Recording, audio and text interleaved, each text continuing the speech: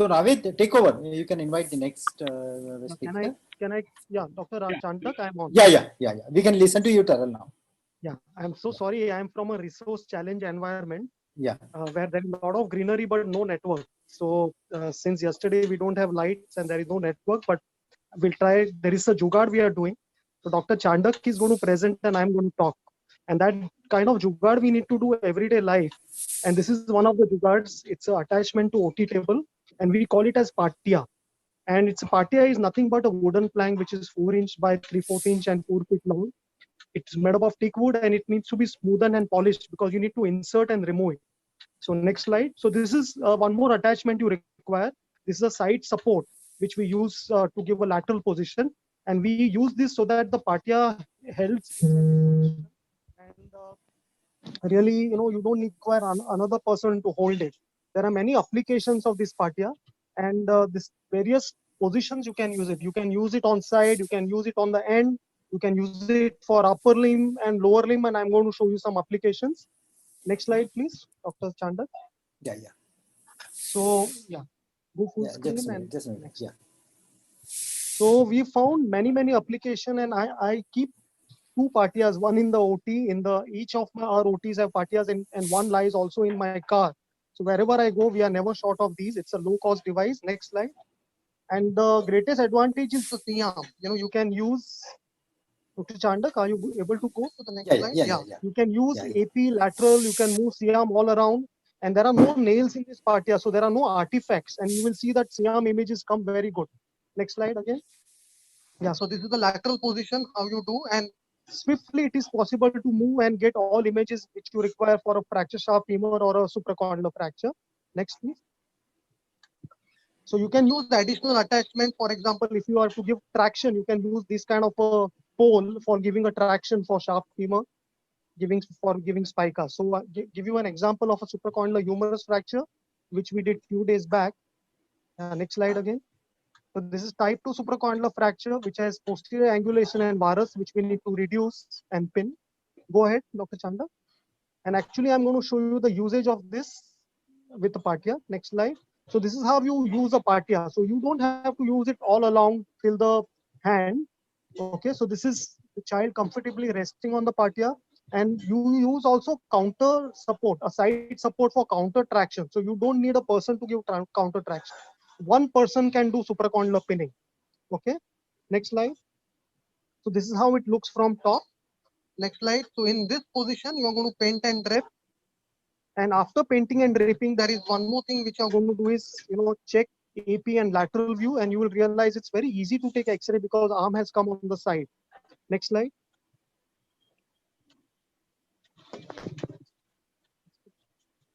So now you use either rest mark bandage or a same bandage which acts as a counter traction. And you can see from these images, that it's possible to take AP, lateral and oblique X-rays with a lot of ease just with this Patiya. Next slide. Next, and these are the final images. So many application in upper limb, you can reduce a forearm fracture. So you can use this Patiya, you can put a counter traction with a bandage over humerus, and then you can do single-handed, sort of a forearm fracture reduction and plastering. Now for hip spica application, there are many fancy gadgets which are available, very expensive, and we replace this with the Patiya. So next slide. So this is a DDH patient which requires the close reduction and spica. And you can see I've used the same Patiya. Child coming out of the table so that your arthrogram is done very easily. Next slide. Okay, so this is how you can get a very good image here. And one more important practical tip is that you use this towel, which is held and secured at the head end of the table to act as counter traction.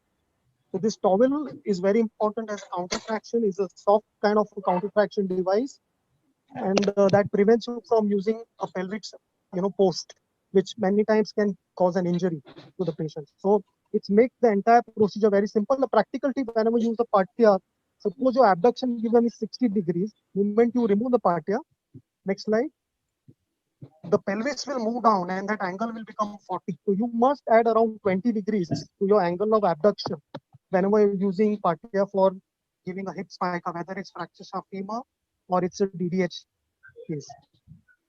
So this is a small video of application of Spica. Dr. Chandak, please click on this so you can see how do you apply for a fracture shaft femur.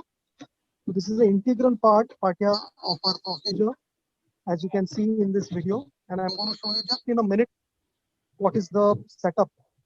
So you use this towel as a counter traction,